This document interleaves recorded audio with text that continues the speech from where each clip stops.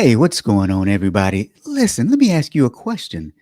Have you ever had a payroll problem that simply drove you crazy? That's what we're going to be talking about on today's episode of the Friday Fraudster. Let's go.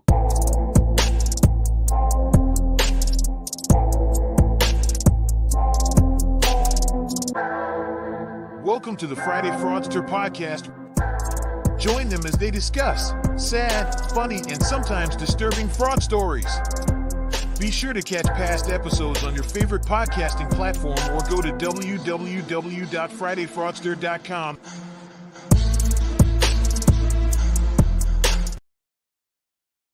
Well, all right. Welcome to episode number 126. I'm still amazed that we're going this long. 126 of the Friday Fraudster. And today we have some special guests with us. But before we get there, I just want to say at the end of the year, thank you all for tuning in every week to our little corner of the internet where we talk about fraud. I really do appreciate it. You don't know how much each and every one of you mean to me. Now, the next thing I want to do is I want to invite you to the next episode of Audit Bites. That's going to be episode number 51. It's going to be next week. Typically, it's on a Tuesday, but next week we're going to have it. Well, Tuesday's the day after Christmas, right? So nobody's going to be here. We're going to have it on Friday morning, right before the Friday Fraudster. It's going to be at 9:15 a.m. But the topic is one I think you'll love. 5 things that will catapult your audit career. We're going to talk about 5 things that will catapult your audit career. Now, why are we talking about those things? Because we're heading into a new year and we want to start it off right. So, the last thing is if you want to be a special guest host, the only qualification is being able to put up with me for about 30 to 45 minutes. That's it. You'll have a lot of fun, just like our guests for this week are going to have fun. And here they are. What's Hello, going on, everyone. everybody? Hey, So, why don't you tell the people who you are? Well, my little thing is not on the bottom, is it? Hi, everyone. Galina Selyanina, ICF Consulting. Happy Friday. Almost last Friday of 2023. It's the last Friday before Christmas. So thank you guys for ending this week on a high note and listening to us talk. I'm Christine Murray. I'm an internal audit professional. I work in audit, no consulting. Simple as All right. that. She works in audit, no consulting. So, listen now.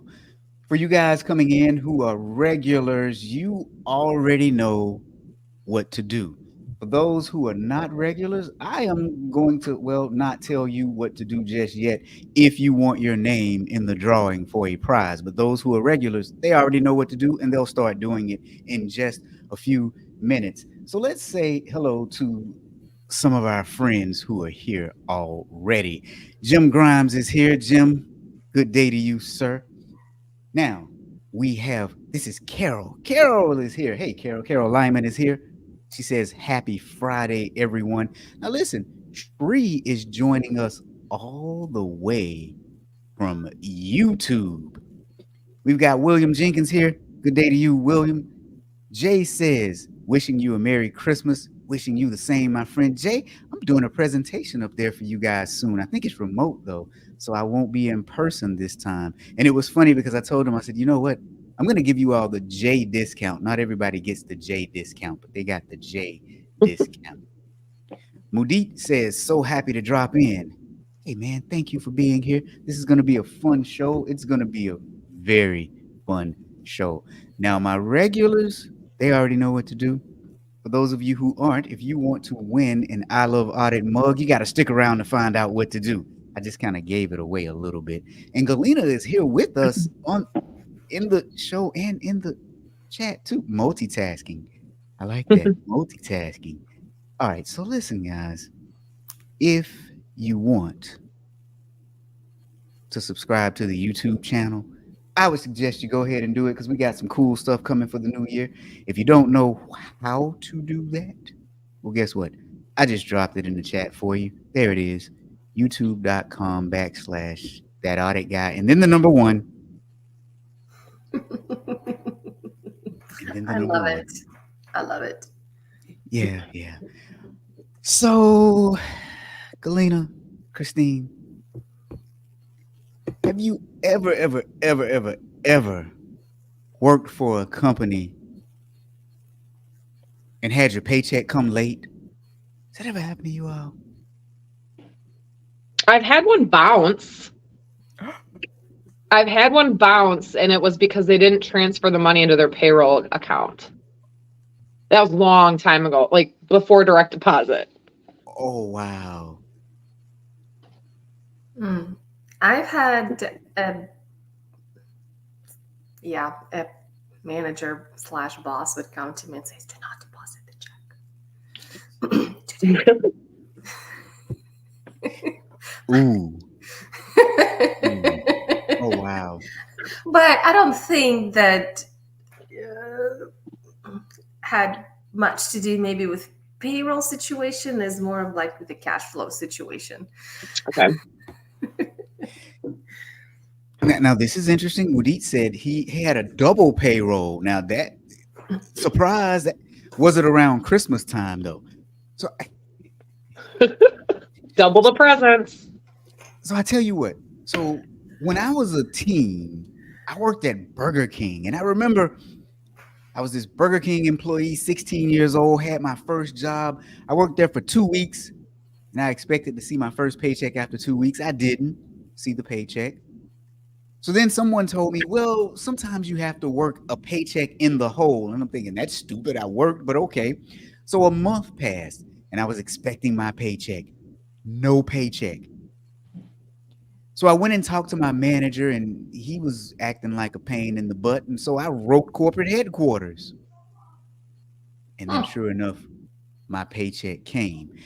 But if you're just joining us, the question I asked Galena and Christine is, have they ever worked for a company where the paycheck was late? Your paycheck was late. And we actually had one person who said he had double payroll one time. I'm just wondering if that was around Christmas time. Was that a bonus that he didn't tell you about? And Mike Hurst has joined us. Mike says, happy Friday. Happy Friday to you too, my friend. So have you ever worked somewhere and your paycheck was late? Now, if it was late, did you ever find out the reason why it was late? And was it a legitimate reason? What happened in your case, Christine? It was legitimate, you say? It was. So it was just essentially somebody in the accounting department didn't transfer what so they had like a separate payroll checking account. So it would literally be nothing in there unless there was outstanding payroll checks that needed to be cashed. So it was just, they just didn't transfer enough over to cover payroll when everybody cashed their checks. So it essentially was my bank calling me calling work, them going, yep, tell your bank to process it. Again, we fixed the error. And that was it. What about you, Galena? What happened in your situation? It was the case of poor cash flow management, expecting one thing and then not really, but, things happen. Yeah, and it happens on occasion. Sometimes companies forget to transfer money into the payroll account. Sometimes they have cash flow issues where they probably need to borrow a little bit of money to make the next payroll. That's pretty normal. What's not normal is in today's case where the individual, let's just say he had some payroll issues and it really drove people crazy to the point now where, well, he's been sentenced to prison, but he also owes a Cleveland-based bank, KeyBank, $121 million, and he also owes $27 million to some clients that were affected by some things that he had done, and he owes the IRS $9.8 million in back taxes. But where it gets real tricky is that he owned a payroll processing company, kind of like ADP. So his primary job was making sure that money was in the bank account to actually make the payroll payments. So if you're not intrigued so far, let's just dive right into it a little bit and talk about it. He was sentenced to more than 8 years in prison for orchestrating a $180 million check kiting scheme. Now, we live in a world where a lot of transactions are electronic, so you don't hear much about check kiting, but essentially what that is you deposit a check in one bank and then you start writing checks against it, even though it hasn't cleared yet, and then you deposit it into another bank, and then you try to take advantage of the float time, the time between when it's deposited in the bank to when it actually clears. Because sometimes the bank will allow you to draw on a certain segment of that money, and sometimes they'll hold some of it back. And if those checks don't eventually clear, then somebody is left on the hook for trying to, well, pay the money. Yeah. At what point does it become a criminal offense? Is it the first, is it like the kind of first, or you have to kind of do it over and over and over again? Do you know? Yeah, I think that's easy but difficult to say. I think when the money comes up missing, it's a criminal. You know what I mean? It's a criminal offense. But you can also spot when they're doing it. Once you put the transactions together, you'll see where they deposited money into one account and then they were trying to use the float time in another account. And so as soon as you can figure out that that's what they were maliciously and willfully doing, that's when it's fraud. Now, they say that this took place from 2011 to 2019 while he was growing his payroll processing business. So when I heard that, I'm guessing that he didn't take out bank loans or many, and he didn't have enough funds to actually support the business. And so that's when he started doing it. I've worked in the finance industry for a long time, and I've seen check kiting. Yeah. I've seen it happen well before the whole Check 21 came in after September 11th. So before then, check kiting was a lot easier because your checks took 5, 6, 7 days to clear your accounts. And just reading this story, I'm just sitting here and thinking, how did he do it for that long? How did it get that long? And keeping on top of it, because now it's like your checks can clear in 1 or 2 days. So he had to have been doing multiple transactions. Right. Yes. And that's 12 years ago, right? So 2023, 2011. So that's 12 years ago. So he was in his late 50s at the time. So the gentleman is now 70, right? So he's 70. He's been sentenced to 8 years in prison. So in his late 50s, and by then, maybe working in payroll, he's like, oh, wait a second. Do you think it first started by accident and then it's like, well, the first thing happened and no one paid attention and then it escalated from there? Or I'm wondering if he started stealing because he was stealing from his clients, correct? And it was that he wasn't paying their taxes to the federal government. So I'm wondering if that's kind of how he started stealing. And then he realized he needed to kind of get out of a hole, and then he got into the kiting. Because I don't think somebody just accidentally starts check kiting. I think that has to be intentional. There's reading his history a little bit on the individual. He's a first generation immigrant, right? So he's the immigrant, first generation that was born here in the United States. And he started working at the bank after he graduated from college. He started working at the bank.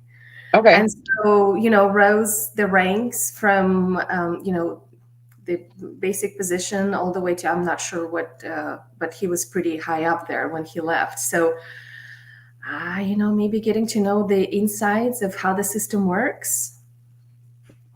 I'm sure that definitely helped.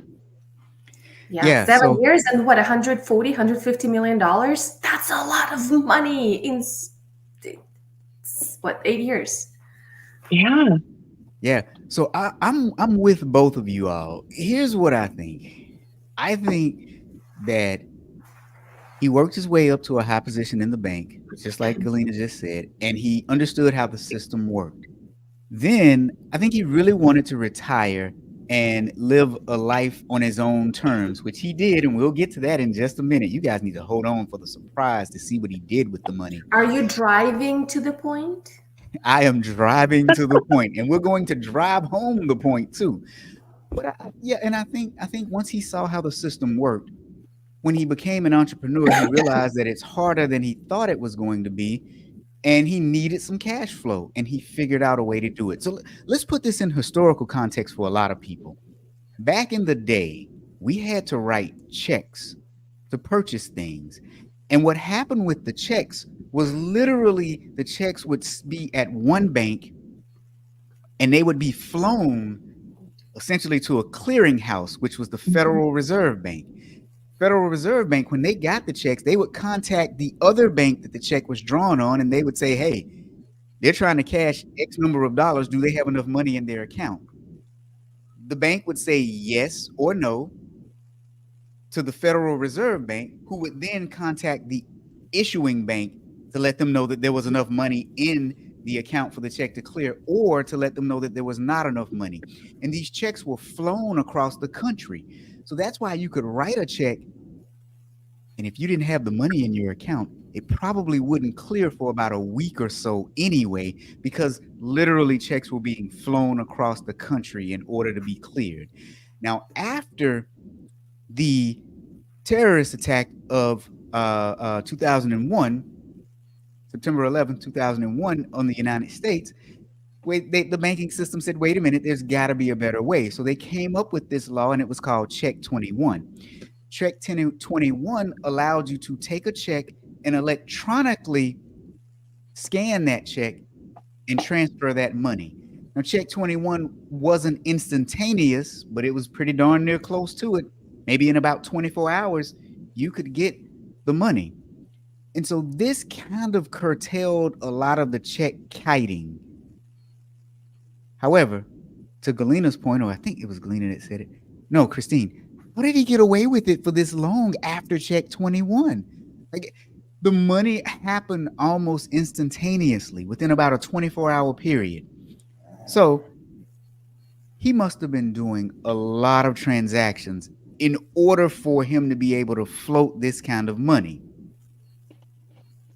Right. If you have, I think they mentioned that he had 1,700 clients, right? Something along that number, just under, which is very successful, right? For any entrepreneur to have that many clients is extremely successful.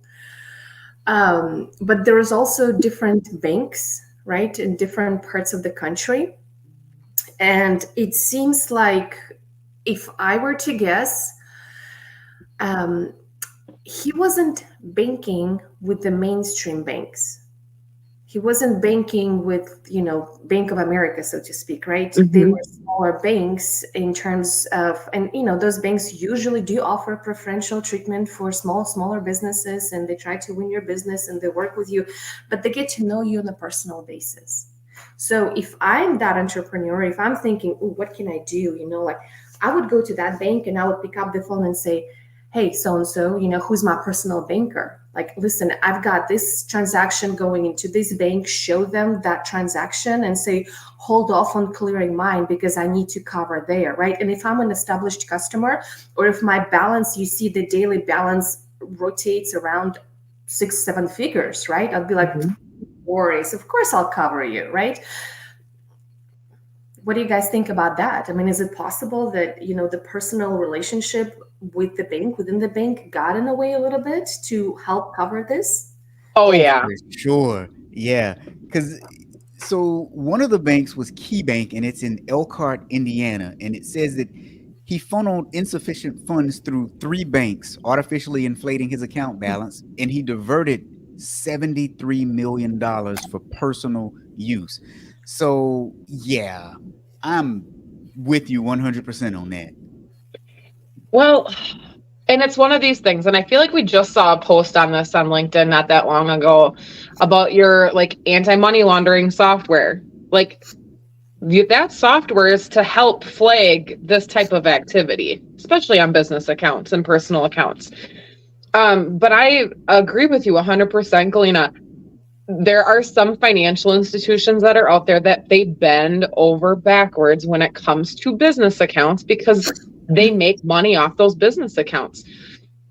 That means they might charge them monthly just for a checking account, or like per transaction they might charge, unlike our personal accounts where we're used to the free savings, the free checking, everything else. A lot of those business accounts have to pay to have those accounts. So they don't want to make those businesses upset, especially if you've got a payroll company. I could definitely see how that blindsided them. Yeah. And that being a payroll company, now that I'm thinking, right, the amounts would fluctuate. It's not like you would have a certain amount. I mean, in any business account, you would have, very, very fluctuating accounts. Absolutely. Sometimes you're going to have a client that's going to pay in, and then the next day everything goes into expenses, etc. But with the payroll, right, those are huge numbers, 1,700 customers, right? That's huge. Those are huge amounts. And so you will see that, and from the banking perspective, you will see that like a chain, like this is a fantastic customer. So yeah, what can I do to make his life easier? Yeah, and so, and here's the other thing too. So, Key Bank is not a small bank. However, he was in a small town. And I think that's what really made the difference. Because Key Bank is a $180 billion bank, which is not small for a bank. But he was in Elkhart, Indiana. And I think that's where the difference comes in. You have a small town bank, and you have someone who's running millions of dollars through the bank. That actually looks good for that particular branch. Now, Marsha's saying sounds like a Bernie Madoff Ponzi scheme. That's exactly what check kiting really is. You're robbing Peter to pay Paul, as they say. So now, during his sentencing, he admitted to, quote unquote, being blinded by greed when he carried out his scheme. But let's talk about what he used the money for. He used the money to fund his extravagant lifestyle, which included going to Disney? No, going to Disney? Oh, you know what? I don't know if did he go to you know what? Oh, let's talk about that. He may have, because it said he had multiple mansions in Arizona and Michigan, but he also had properties in Florida and Montana. Rob, you might want to tune in, those guests that are not familiar. Why are we talking about Disney? So, okay. So if you've not been watching us very long, our friend Kelly Paxton says that all significant frauds lead to Disney. Everybody goes to Disney. Either they go to Disney or they buy a Louis Vuitton teddy bear. Okay. Now. Fraudsters that would, misappropriate the funds from their employees, from their companies, one way or another, they use their funds to fund lavish lifestyle, and part of that lavish lifestyle is vacation to Disney. So that's why. Wait a minute. Mike says he only stole $180 million. That's not enough to go to Disney. And if you've been to Disney lately or at any time in your life, it costs you an arm and a leg just to go there. And Jim Grimes says he lives by Disney. See, Jim, it's not fair. Jim gets a Florida resident discount to go to Disney. But wait, we're not done yet. But wait, there's more. He apparently also purchased planes and yachts. And get this, let's drive home this point here. He owned over 250 classic cars, including vintage Ferraris, Fiats, and Jaguars. Aren't they calling his collection of cars like one of the biggest in the world or something like that? feel like I read that. Yeah, yeah. It was a huge car collection. As a matter of fact, when they sold the cars at auction, they brought in $40 million. Oh, did you hear how that said? Oh, that the verbiage in this article just hit me wrong when it said his attorney said he helped his victims recover some funds. Yeah. In part by selling off his car collection. He helped his victims? I don't know why that just rubs me the wrong way. Oh, Is it it should. right? Is it the right thing to say tone deaf? Is that proper here? No. Well, but if you remember now, when we talk about this show, we talk about how that wording actually occurs because it happens in a lot of the cases where they will word things a specific way to pull on our emotions one way or another. I think for those of us who are kind of in tune with it, it backfires like it just did with Christine. But on the surface, hearing that, you're kind of like, especially if you're a little empathetic towards some of them, because some of the people we've talked about, you kind of have a little bit of empathy towards them, even though But with this, no. But yeah, he helped. He helped because he turned over a new leaf. You know. Yeah, no. And it was more than just him stealing the money. I mean, it said some of his victims had to pay the IRS or their employees out of their own pockets or take out lines of credit. Others had to lay off employees. Now you really affected people. Yeah. And the one thing I was wondering within that, they didn't say how many actually went out of business because they couldn't get a line of credit or because they didn't have enough money to pay the loss that had incurred. And then some of them may have had some of it recouped through insurance. But how many went out of business because of what happened? And this wasn't just, stealing because I had an ill relative or stealing because I was ill and couldn't afford medical bills. He had yachts, private jets, $40 million worth of vehicles. Right. Now, Mudit brings up a good point. 73 million in transactions, but the commercial bank never offered free positive pay or reverse positive pay. Well, see, he didn't really want that, though. He didn't want the positive pay because that would have put an end to his scheme. Well, wait. Positive pay just validates that the checks that are trying to clear your account are legitimate transactions, correct? Isn't that what positive pay is? Right. So if he had it, excuse me. So if he had it and he was just, they're checks that I'm writing, it wouldn't be a big deal. But yeah, I don't know. To me, it's pretty interesting that, usually on this podcast, we talk about employees who defraud businesses. Here we're talking about a business owner, and it's not funny. I mean, it's not, but it is a little bit, but here's an employee owner, a business owner who concocted this scheme to defraud financial institution, banks, and his clients. Yeah. And his fraud netted him a lot more money than his business did. Yeah. So now you brought up a good point because I was recently reading the 2022, the State of the Nation, the fraud report from the ACFE. And they did say from a statistical standpoint, what is it called again? Report to the Nation. Did I get it right? I get it right. Yeah.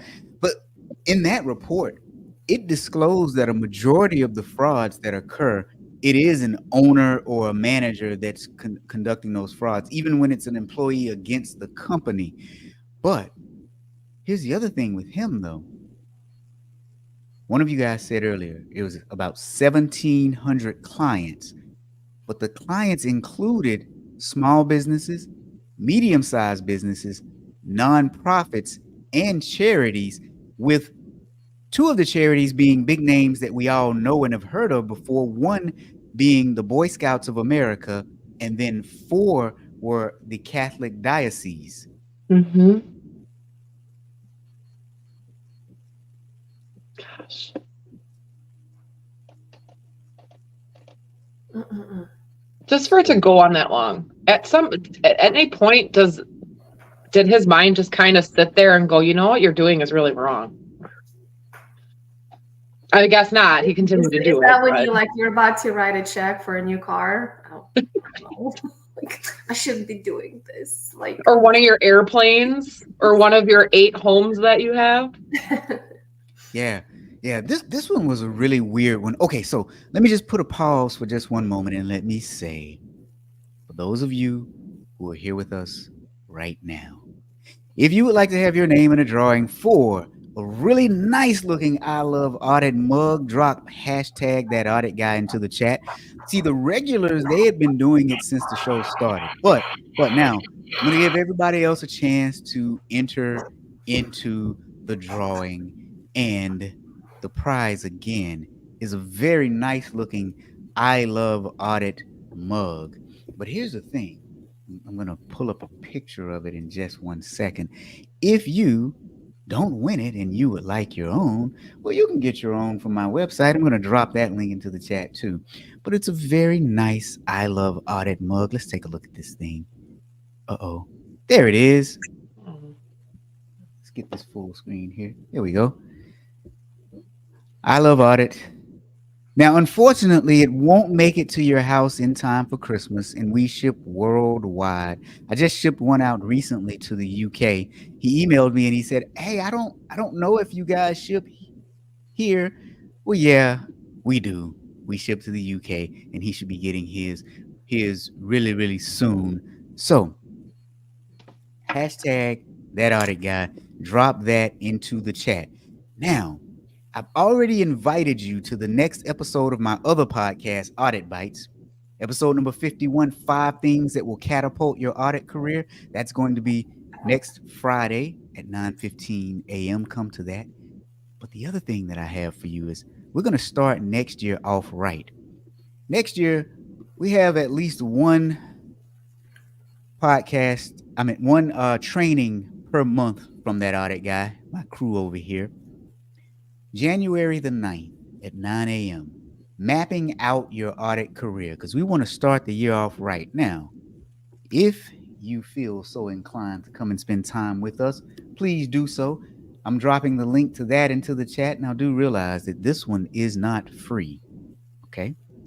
But it's 2 hours of CPE, and we are going to talk about how to map out your audit career. I've been doing this for a very long time, and I've had a very good career. So we're going to give you tips and tricks on how to map out your audit career. I just dropped a link in the chat for anyone. January the 9th, 9 a.m. Central Standard. All right. So I think now it's probably time for us to do that giveaway. What do you guys think? yes. Yeah. It's probably time for that giveaway. So let me see if I can get myself together over here. There we go. That's what I was trying to do last time. Put us on the right-hand side and put everything else on the left-hand side. The presentation matters, right? The presentation matters. I like for everything to look really, really good. So, who do we think is going to win it this week? Let's take some bets. I didn't see Clarence here this week, but who do we think is going to win it? We've got Mudit here.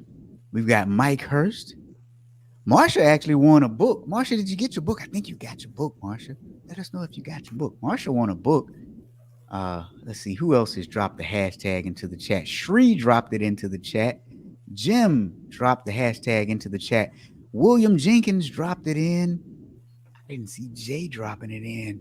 So, Jim said me. He's going to win it this week. I'm sitting here thinking, I'm like looking through to see, I'm going to think it's you, Robert, because you always win. I won't win this week, though, because I did not drop my hashtag in there as an example for people. Now, Marsha said she got her book. So you see, over here at that Audit Gap, when we give prizes, you get the prizes. I'm a little slow, so you... but you get the prizes. All right. Without further ado, let's spin the wheel. Oh, you know what? Wait a minute. Before we do that, Christine, you Yes. found out some additional information about our guy from today's story. I almost Well, forgot. he did end up selling the business back in 2019 when there were allegations coming from the bank that he wasn't doing stuff that he was. So PrimePay did purchase his business for $3.5 million. That included, yep, client list, intellectual property, some physical property, and his employees that were part of IOI. So then I kind of was looking at it. Well, right after he sold the business, he decided to claim personal bankruptcy, in which the creditors and the courts allowed his wife to retain his $1.1 million home in Michigan, the $650,000 guest house in Edwardsburg, several vehicles, a checking account, retirement fund, and several other accounts worth as much as $1 million. So the three and a half million that she got prior to him doing his bankruptcy, they can't touch this to give back to. They're not touching it. They're letting her live there, and so she'll still be comfortable for a while.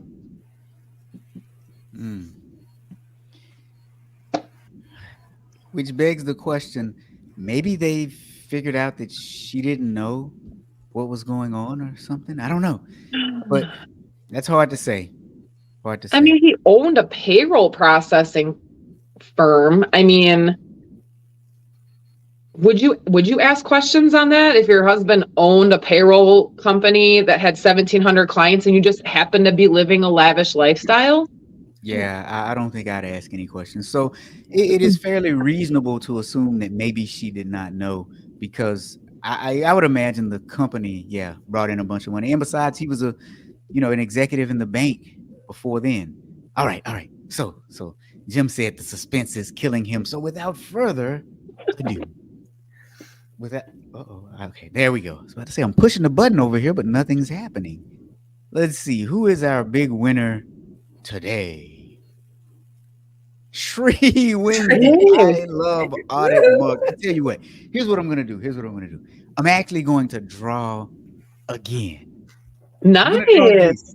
It's Christmas time, right? Merry Christmas. Yep. It's Christmas time. We're gonna draw again, but here's the thing.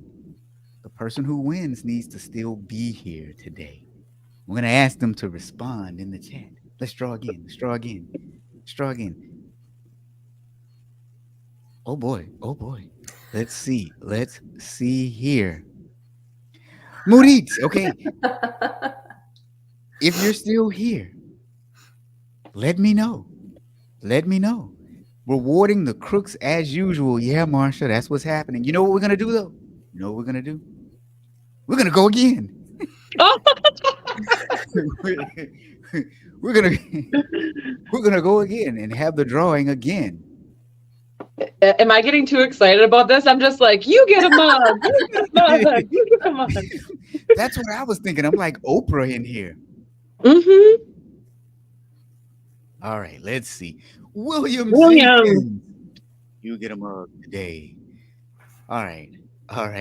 Jim is like, Jim.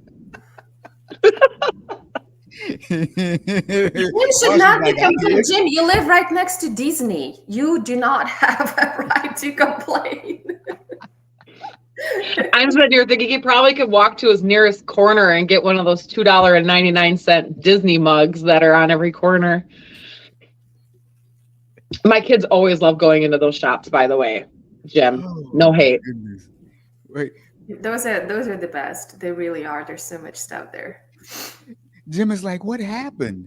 I really wanted that mug. Okay.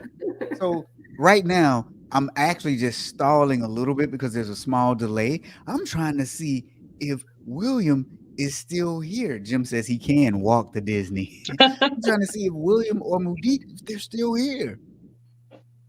Can you see a list of people that are in on the live? No, unfortunately, LinkedIn doesn't do that. But it is on a small delay. Oh, wait. So you see my screen now. So This is me going to LinkedIn. We've got about 11 people still here, which that dropped from a much higher number earlier. Let's just say that. Mhm. Oh, William is here. There we go. All right. All right. William is still here. Okay, so look, William, all you got to do really is just message me through LinkedIn or email me if you have my email address. I'm not sure if you do or not. And I will send you a coupon code to use in the store, and then you just get it. I'm trying to think because I realized too something that I had done inadvertently on some of the other ones was while the mug was free, they still had to pay for shipping. And my intent was to make it, but okay, I'll figure that out. Hey, I run the store too, you know? And Jim is like, darn. All right. So, what do we think about today's story? I think we've covered it all. Any other surprises, Christine? No, I was really hoping to find, and I shouldn't say that. It sounds really bad. I was going to say, I was hoping to find another dead body in the sense of like that one story we had, that there was just something that was like, oh my gosh, this is so crazy. But no, I mean, the only ironic, kind of funny thing is after the settlement and everything else, Mr. Khan, out of all of his vehicles that he had, he walked away with a 2005 GMC Yukon. So Interesting. that's all he got. That's all he got. I mean, but you know that's pretty good because that's big enough to sleep in. He'll have a bed where he's going. That was a Here's the thing, bad though. joke. Will he really spend any time in prison though? Because we were talking about this before the show, and Galena was like, "Yeah, he's 70 years old. He was sentenced to 8 years, but will he actually do any time?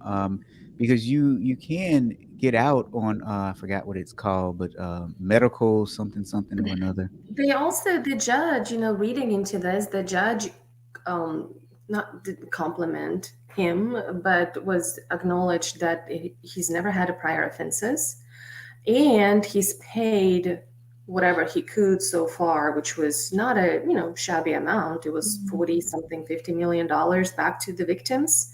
So maybe that the sentence will get down a little bit. Yeah.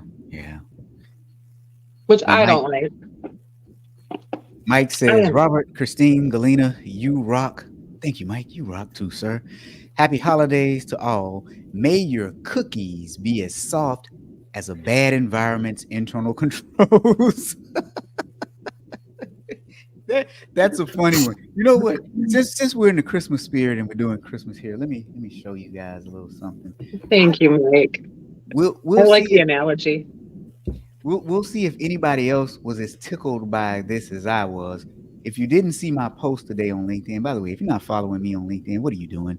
I post almost every day, and it's usually somehow I find funny ways to tie almost everything back to audit. Don't ask me how I do it. I have no idea. So today, here's what I posted today. Let's see if I can get it all on the screen. Let's see. Let's pull it back up again. So today, here's what I posted. I said, even Santa audits his list to make sure nothing is missing. I'll have to look at that. I mean, he's making a list and checking it twice, right? So, Santa. I hope my list gets to Santa, because I know kids' lists always get to Santa, but I'm not sure about mine. No, we shall see. We shall see. I'm still holding out for hope here that Santa is listening to me. We will see. We will see. 2023 has been different, positive, negative, very different, but I'm very thankful for all of you and always appreciate the opportunity to be part of this group. Yeah, I started the show kind of saying that today, but I just want to say it again. Galena, Christine, Thomas, Joe, Kelly, Shree, everybody who's, come on the show, been a guest host, everybody who just listens, the downloads on the podcasting platform, my goodness, all over the world, people are listening. And for those of you who've invited me to your IIA company, IIA events, even private companies who brought me in to train your auditors, it's been a whirlwind considering where it all started in 2020. And next year is going to be really interesting because next year we're doing some stuff for the state of Illinois. We are going to Arizona, Tempe, I think. No, wait, where am I going in Arizona? I can't remember now. Uh, so many places that I can't even remember. You see, I've got stuff Are you going going on to? January, February, March. Karina and I are still talking. I was going to say, were you thinking the Tucson chapter? Nope, not Tucson yet. We're still talking. So Okay. she needs to really get on the ball because I think she was talking about March. I believe, and March is kind of Coming up fast. well, and it's getting filled up too. So, because I've got this really good keynote speech too. It's called "Activate Your Auditing Awesomeness," and I got two different versions of it, and people really like it because it's just motivational, right? Okay. And it's a fun thing.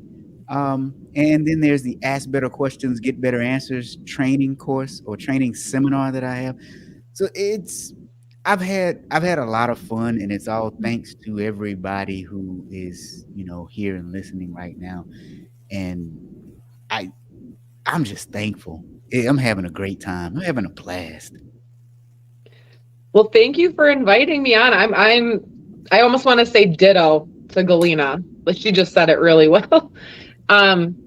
It's been awesome. I love doing the Friday Fraudster. It puts a smile on my face whenever you reach out and are like, hey, you want to help out? I'm like, I'm there. It's a nice break. You get to talk about interesting stories, and so thank you. Yeah. Well, look for 2024 to be even better. I'm mapping out the episodes and stuff, and this is just fun, man. This is a lot of fun. So anyway, happy holidays to everyone, and we'll see you next Friday. We will be here next Friday. It's going to be the last episode of 2023. It's the last episode. Yeah. That's right. All right. Bye, everyone. See ya. Merry Christmas.